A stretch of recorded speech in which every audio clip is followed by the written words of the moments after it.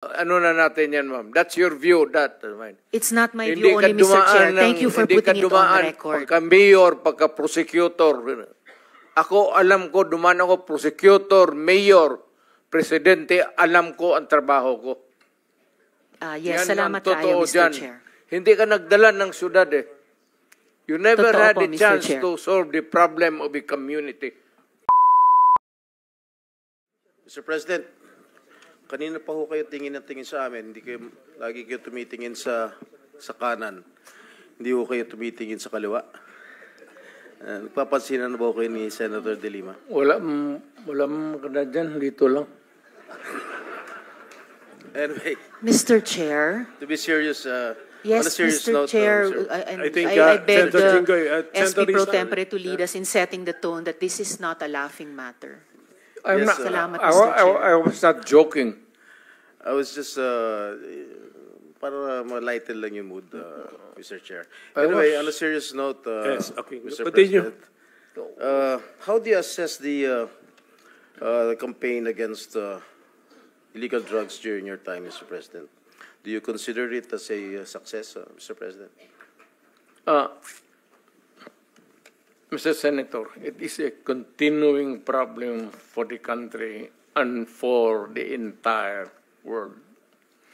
The drug problem is a very serious and pernicious, virulent ailment that the country is facing. Panahon ko and the previous presidents, yung panahon ko, hindi siguro ninyo nagustuhan, not you, yung the entire country. I am addressing the entire country. Baka hindi ninyo nagustuhan. But yun ang style ko. Sinabi ko nga, I tried to do the best that I could.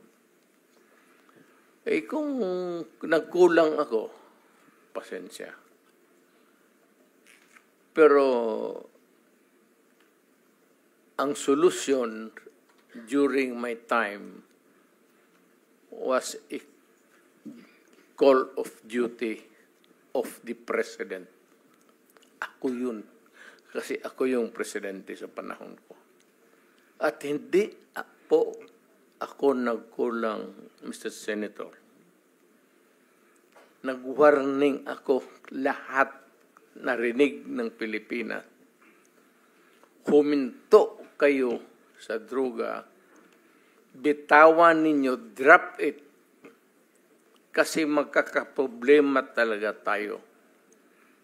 Pag nakita tayo sa isang kanto at hawak mo ang droga, problema na talaga yan. So, yun na, nagkakaroon tayo ng problema. May patayan. But it was not a state-sponsored killing. There was never an official order to the police and the military and to the agents of government to kill. Andyan si Senator De La Rosa. Wala akong sinabi na ganon kasi abogado ako. Ang sinabi ko, yung sinabi ko nung nagtuturo ako sa Police Academy,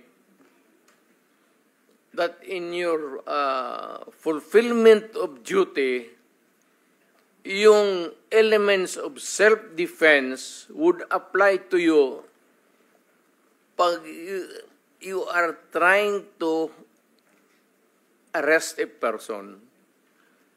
Alam mo, ang trabaho ng pulis kasi, pag sinabi mong aarestuhin kita, hindi hinto dyan.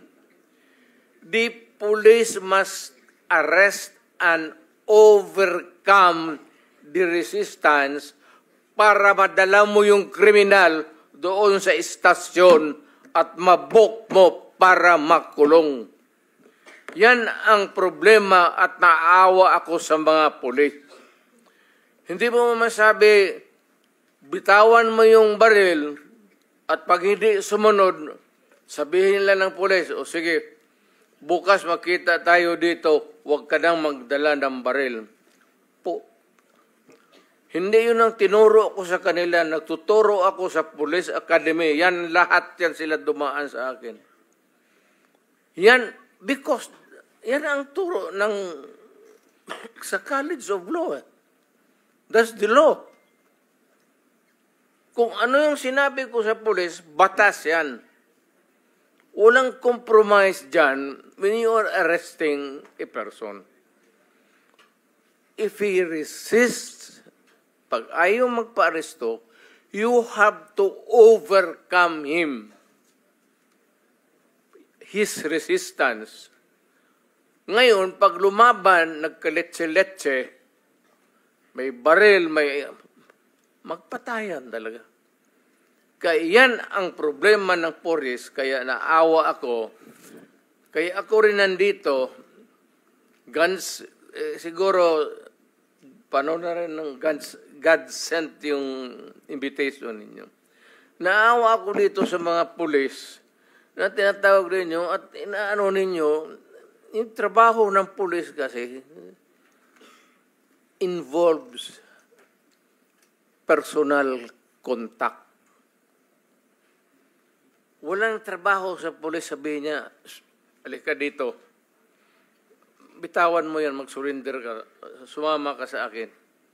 It is always a confrontation, and if the other guy is armed, there will always be kamatayan or injuries. Mr. President, if I may... Yes, sir. Kasi napapanood ko kayo sa TV, nung hindi pa ho ako senador, during your term, na meron ho kayo sinasabi, uubusin ko kayo, papatayin ko kayo. Ano po ibig sabihin? Sino po yung uubusin ninyo? Sino yung papatayin ninyo? Ito ba yung mga user, mga pusher ng illegal drugs? Yes, sir. Lahat. Hold-upper, kidnappers. Hindi lang sa drugs? Hindi lang droga, sir. Mm-hmm. Lahat po. When I was mayor, kalaban ko lahat ang criminals. Huwag naman yung mga staff. Wala akong pakialam dyan. Yung mga tseke-tseke. Yung mga kidnappers, sa Mindanao po, marami yan. At yung mga lawless elements doon, when they go on a rampage, they take over the entire municipality. I-hostage na lang yung municipality, yung bangko lahat doon, hino-hold up. At yung police hindi makagalaw kasi nakapalibot sila and there are civilians. And they cannot start a war because the civilians eventually will be killed in the process. Pati sila. Nung sinabi niyo pong uubusin ko kayo lahat, papatayin ko kayo lahat, ito ba ho yung naging resulta kaya marami hong naging patayan, Ginoong Pangulo? Literally, yes. So, pero wala ho kayong inuutos sa mga dating chief of police ninyo, chief of PNP na pumatay? Warning lang na, istorya mo lang yan, sir. Chismis lang mo? Alam mo, pagka mayor ka o presidente ka, pag sinabi mo, hoy, huminto kayo dyan, masama yan, illegal yan, walang mangyari sa syudad mo. Pag sinabi mo, huminto kayo, papatayin ko kayo. Pag hindi sila huminto, of course, the police would come in. Sabihin ko sa police, pag naghawak ng baril, ito yan sila, dumaan yan sa Davao lahat. Koy, pati, ito, si Danao, lahat yan sila, dumaan ng Davao.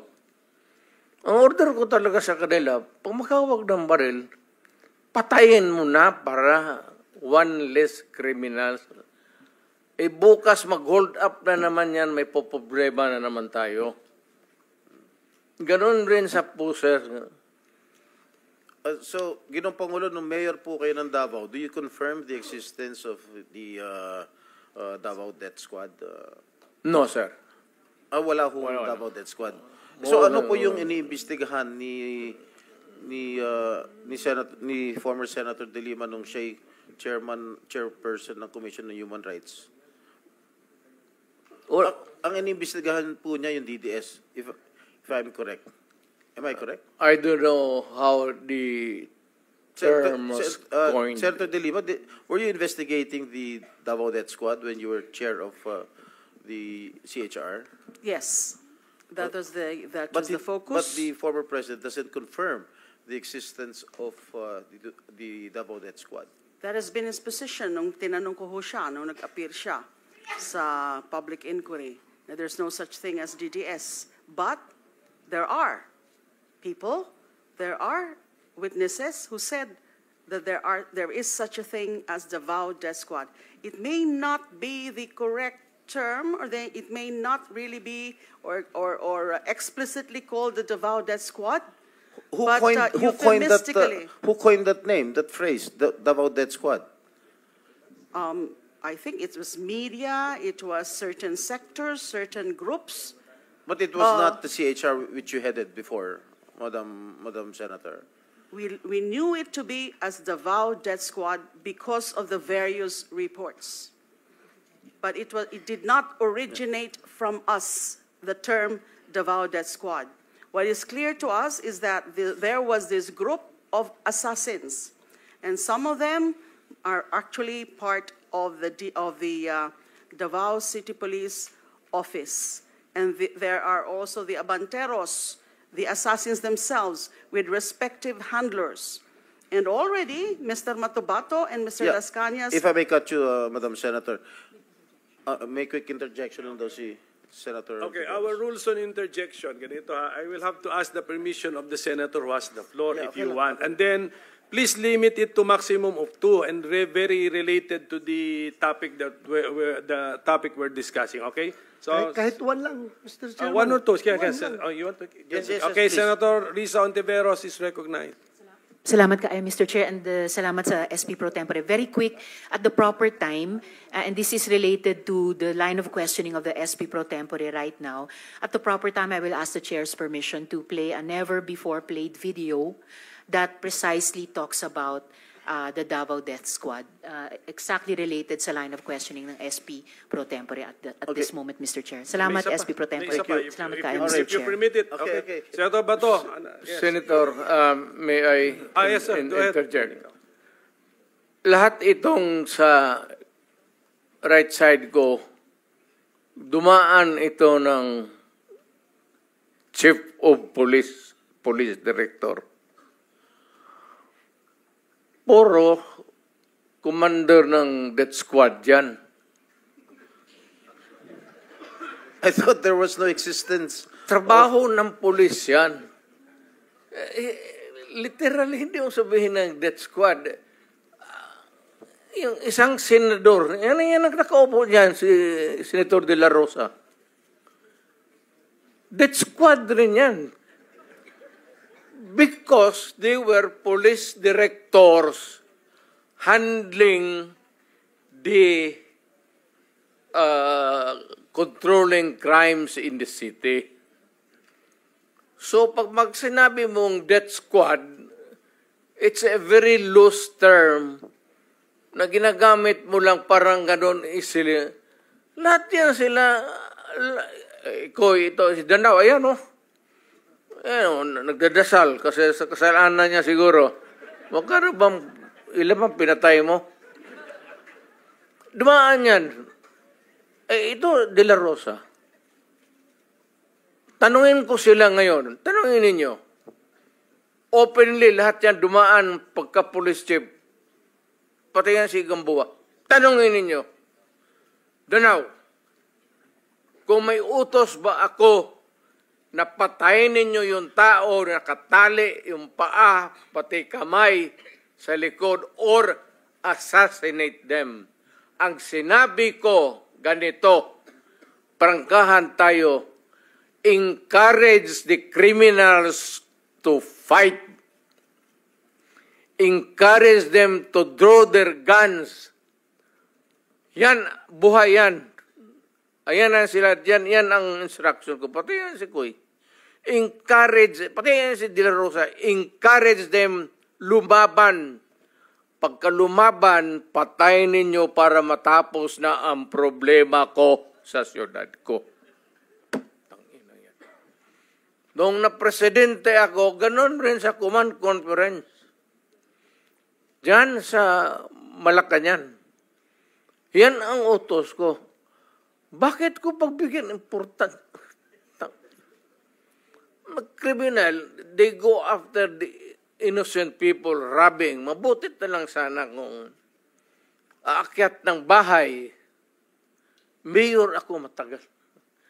Aakyat ng bahay, magnakaw, re-rapin yung bata, re-rapin yung babae, tapos papatayin. Kung ikaw ang mayor, how do you deal with the problem? Ano Mr. kaya ang tingin ninyo sa... I'm sorry to tell you, I'm sorry to express to the nation. Unforgiving ako. Hardliner. Alam nila yan. Pati pulis alam nila. They are not ready siguro to talk about it. Sinabi ko yan sa mga pulis.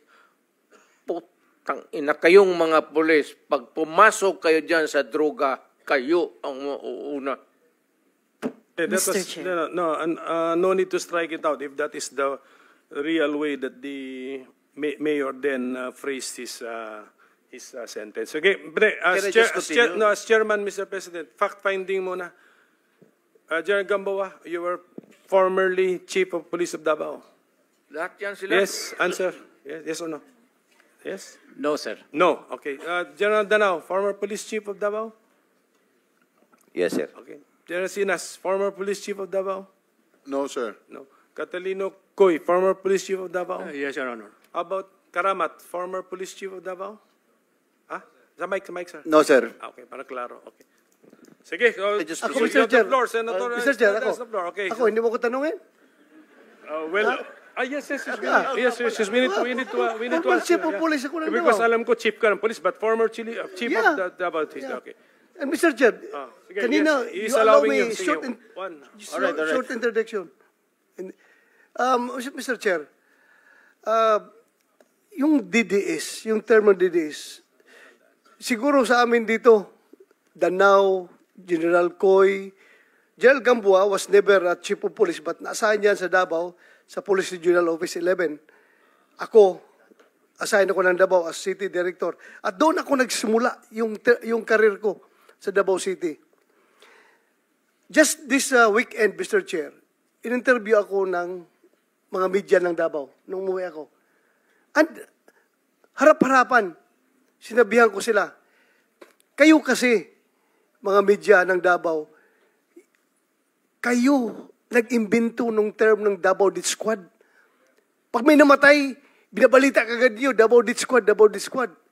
Kayo ang nag-imbento ng term na yan, sabi ko sa media ng Davao. And later on, one of the media ng Davao, dinibunk yung aking statement. Sabi niya, sir, with due respect, bago namin yan na-create, yung term na yan ng Davao Death Squad, meron kasing isang namatay, sir, may isang namatay, binaril, may nakalagay doon na placard na Davao Death Squad. Kaya doon nag-start yung paggamit namin ng term ng Davao Death Squad. So therefore, sabi ko, okay, I will correct my statement. Hindi kayo ang nag-imbento, but kayo ang nag-propagate ng word na yan. So yun na, lumaki na, nagiging ginamit niya. Pag may binaril, sabihin kagad, Davao Death Squad. Kahit na binaril dahil jealousy ang motibo, or kaya malaking utang, nakadispal ko ng pera, binaril, DDS kagad ang pinapalabas na term. So, yan na, lumaki na yung pangalan na Davao Death Squad, Mr. Chair. Yan na po yung intervention niya po. Yan, na yun na. Thank you. Sige po, before I return the floor to Senator Estrada. Doon sa umami na naging chief, sino? Chief Catilino Coy, naging chief ka. Danao, naging chief kayo. Do you mind or don't you mind having been called as the head of the Davao Death Squad by the former president? I think he's just joking, sir. Pero kagaya nga po ng sinabi ng ating mayor, sir, in my stint of almost 3 years as the city director of Davao, wala po talaga yan yung sasabihin na you kill him, you kill. Wala pong ganun, sir. So it's just a matter of taking things on your hand. If you will take it literally, yung sinasabi niya sa media. Kung ano yung sinasabi niya ngayon, sir, yun na yung sinasabi niya. Pero yung kamong sasabihin niya na, Danao, patayin mo sa ganito, there's no such thing, sir. Na ganun. So, walang ganong nautos. Is there a danger that your men will incorrectly interpret what the mayor was saying? Well, nung panahon ko, sir, as city director, I don't deny, sir, that there were some killings. Pero talagang, ang tao ko, sir, ilan din ang na-hospital dyan. Even in my term as my regional director of 4A in NCRPO and MPD.